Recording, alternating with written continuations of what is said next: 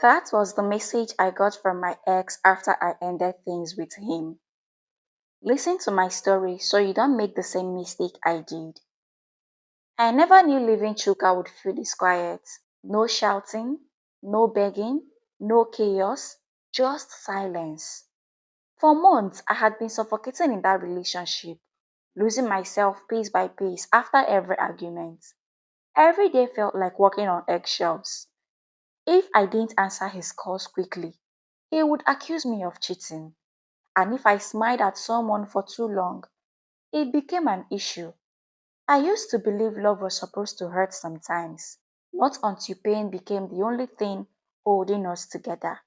So when I finally said I'm done, I expected him to explode, to call me nonstop, to send me long text messages, or even try to guilt trip me. But instead, there was nothing, just silence. For the first few hours, I actually felt free. I even smiled, took a long bath, made some tea, looked in the mirror and whispered, "She will be fine." Then my phone buzzed. One message, his name on the screen, Chuka. My heart skipped before I even opened it. I shouldn't have, but I did.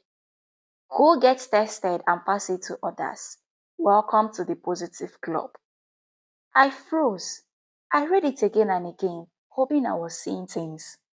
My hand started shaking so hard that the phone slipped from my hand and hit the floor. What does that mean? I whispered. What is he talking about? Then it hit me. The times he refused protection, brushed off my worries, saying, "Do you think I'm sick?"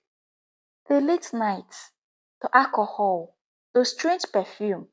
Ah, my stomach twisted. The room started spinning. My chest tightened. My heartbeat pounded in my ears. Before I knew it, I was out the door. I ran, barefoot, my wrapper barely tied, tears blurring my eyes. I ran to the nearest pharmacy. Luckily for me, it was still open. The woman behind the counter looked startled when I stumbled in. "Please," I stammered, "I need an HIV self-test kit." She didn't ask questions. She just handed it to me quietly. Maybe she already knew. I came back home, sat on the cold bathroom floor, staring at the small box. It looked so harmless, too harmless for something that could change everything. I followed the steps one by one, my body on autopilot. I pricked my finger, squeezed out a drop of blood, and waited. One line means negative, while two lines means positive. I waited. When the second line appeared, at first it was faint, then it became very clear. I broke. I screamed until I couldn't anymore. I heard the test kit against the wall, but the sound wasn't enough to drown out my pain. Right there in the bathroom, my world fell apart. The man I had loved and trusted had given me a death sentence through a text message. Then my phone buzzed again. "Now you will understand what it means to lose control." That was all. After that, the tears stopped. I just sat there, staring at my reflection, my eyes swollen, my face wet. But something else flickered behind the pain. Rage. Deep, burning rage. I didn't know how I would survive, but one thing was certain. He had started a war he could never win. This wasn't the end of my story. It was the beginning of something darker. My name is Uju, and that night changed me forever. The next morning, I woke up on the bathroom floor, cold and weak. The test kit still lay in the corner, blood drop dried beside it. The reality of it all hit me again. It wasn't a dream, it was real. For hours, I sat in silence, my mind racing. I couldn't tell anyone. No, not yet. How would I even start? "Hi, Mama. I got infected because of a man I loved." No, I wasn't ready for the pity, the judgment, or the endless questions. No, I wasn't ready. But I couldn't sit there forever. I decided to go to the hospital for a proper test, just to be sure at least. Deep down, I was still praying the home kit had been wrong. At the hospital, the nurse looked at me with kind eyes. You did the right thing coming here, she said softly. I nodded, barely holding myself together. They took my blood. The weight was torture. My heart felt like it was beating in slow motion. When the doctor finally came in, I could tell from his face before he spoke. I'm sorry, Uju, he said quietly. The result is positive. The words hit harder the second time. I didn't cry this time. I just sat there, numb, staring at the wall behind him.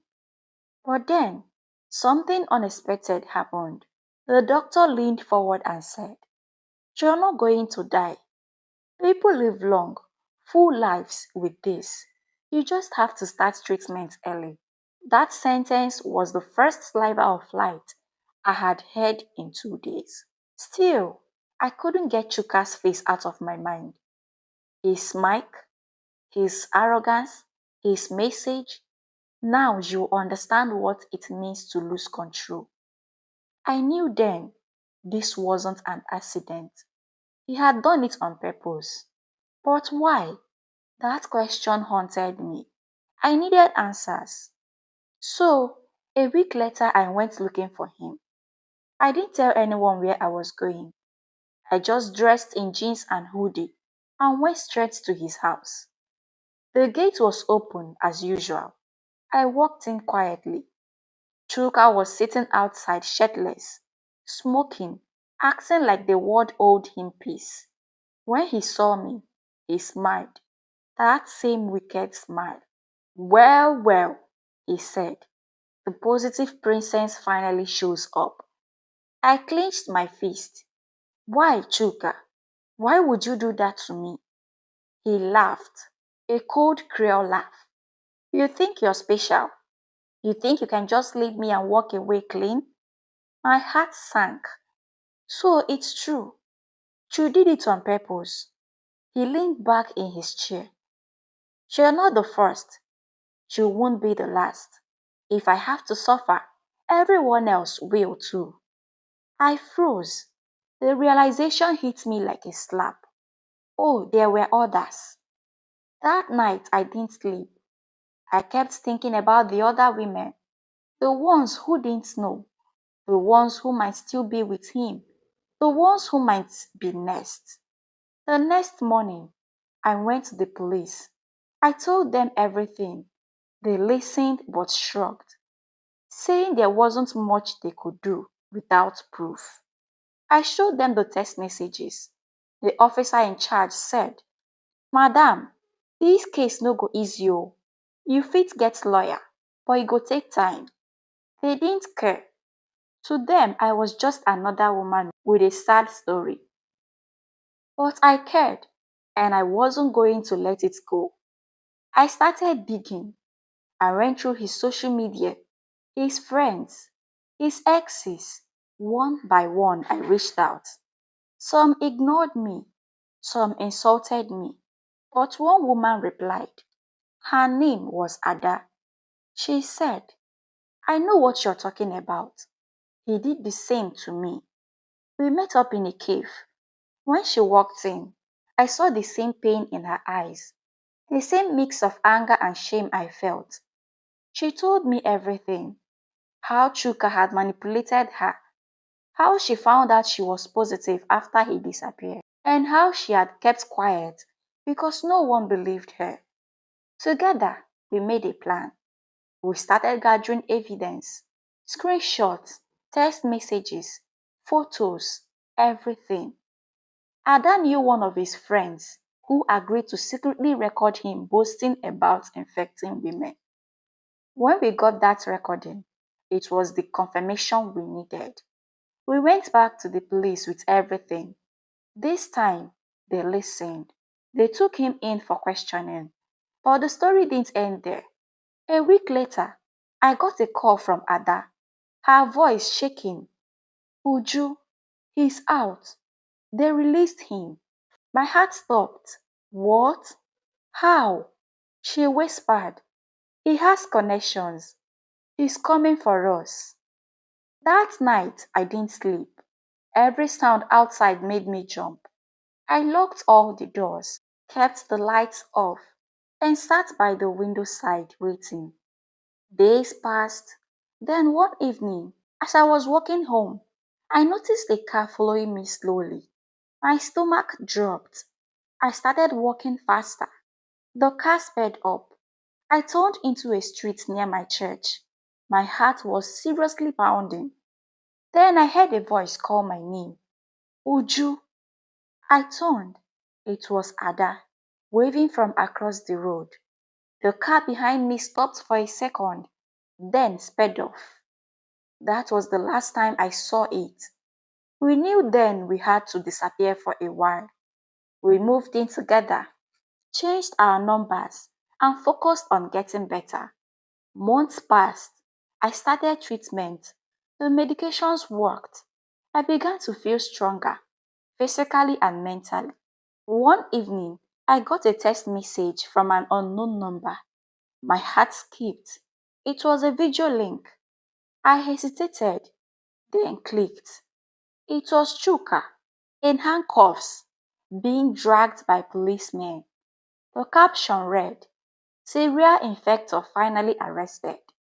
I stared at the screen speechless. Ada screamed in joy. Apparently, another woman had come forward, one from another state, and her father was a lawyer. They had reopened the case, and this time, justice caught up with him. For the first time in months, I breathed freely. I still live with what he did to me, but I'm alive, stronger and wiser. And if you're listening to this story, remember Uju. Remember how one message changed her life. Sometimes, silence after a breakup isn't peace. It's the calm before something darker. But if you survive it, you will never be the same again. And that was how the story ended. Dear viewers, this story should be a warning that not all who smiles with you truly loves you. Some are hidden with bad intentions, just like Chuka did with Uju. And if you learned any moral in this story, please kindly share it with us in the comment section. Thank you so much for listening to my story. My name is Zara the Crown Teller. And please, if you haven't subscribed to my channel yet, kindly click on the subscribe button, turn on the notifications, so when I post more thrilling stories, you'll be the first person to get them. And if you're a returning subscriber, big hugs! And thank you for always coming around. I really, really, really appreciate your support, and I do not take it for granted. And please trust me when I say I have lots and lots of interesting stories that you definitely love to listen and watch. So please relax, grab your popcorn, and enjoy every story on my channel. And you will definitely learn one or two life moral lessons. Until I see you in my next video, bye!